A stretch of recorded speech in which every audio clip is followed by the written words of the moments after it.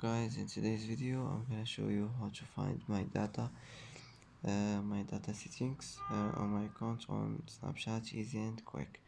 First, after you click on your profile icon, click on the settings icon here, and now here you will find it on account actions settings, and here you will find my data. Click on it, and that's how to find my data settings on my account on Snapchat, easy and quick.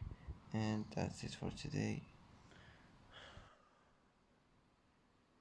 And that's it for today's video. If you like this video, don't forget to like and don't forget to subscribe.